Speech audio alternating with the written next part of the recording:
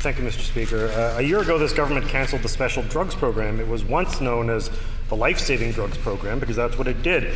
Drugs that made a difference between life and death for people with diseases like cystic fibrosis and type 1 diabetes. One of my constituents told me his 85-year-old mother, who's on a fixed income, faced a choice: bankruptcy, paying for insulin and supplies, or going without. Bankruptcy or death is quite the choice for a government to foist on seniors on a fixed income. Given the impact of this disastrous decision, will the Premier and this government admit they made a mistake and reinstate the life-saving special drugs program? The Honourable Minister of Health, Senior and Active Living. Mr. Deputy Speaker, I thank the member for the question. The member knows he's asking a question about a legacy program in Manitoba that continued in parallel to the overall drug program. Our government took the decision to fold that program into the existing one. That member also knows that when it comes to pharmacare, we have one of the most generous systems in the entire country. We continue to get better value for all Manitobans because it matters through our participation on certain panels that seek to get better value for money in the purchase of drugs. We'll continue to get better value. If the member clearly cared about issues like affordability, he would stand up for Manitoba's efforts to get a better deal in healthcare from the federal government.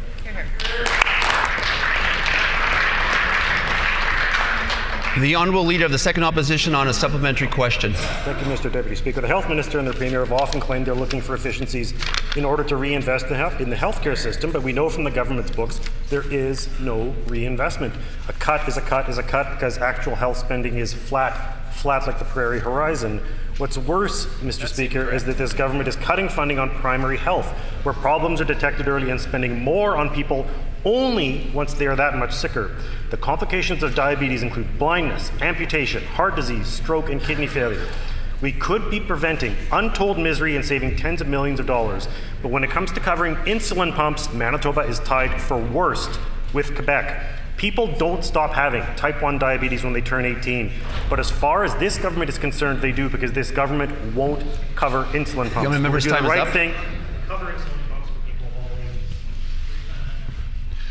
The Honourable Minister of Health and Seniors Active Living. Thank you, Mr. Deputy Speaker. I didn't sense a question, but I will take the opportunity to remind the member that when it comes to investments in our healthcare system, while clearly money isn't everything, because if it were, we wouldn't have the problems inherited by the NDP. We know that our per capita spending on healthcare in this province continues to run above the national average by a full $1,000. Even so, our investments in healthcare, $414 million more than the NDP ever.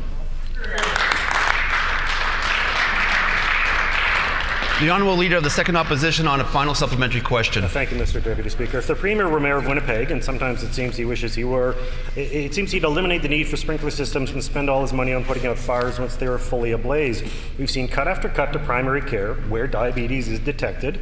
We've had cuts to insulin and diabetes testing, and instead this government has asked for increased funding for dialysis, which is positive, but it is at crisis levels in Manitoba because of uncontrolled diabetes. We've heard there are people with diabetes who are underdosing with insulin because they can't afford it. When is this government going to put prevention first and make sure that everybody who needs insulin in Manitoba can afford it?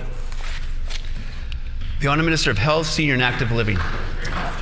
Thank you, Mr. Deputy Speaker. Diabetes is a serious issue. We know that when it comes to chronic disease, we have challenges in this jurisdiction. They are not ours alone, but we are facing them. The member is aware of investments we even recently made, $2.6 million additional in this year's budget for the expansion of dialysis programs in hospital, in places like Thompson, where I visited with a member for Thompson only weeks ago, in places like Brandon, where we are extending peritoneal and hemodialysis services to Manitobans who can get them at home, and even, if he would have researched a little bit more, under the bilateral agreement where we will be collaborating, because we stood up for Manitoba's interest, to be able to extend dialysis to even seniors through our home care system. These are some of the examples of the great investments we are making. The Honourable Minister's time is up.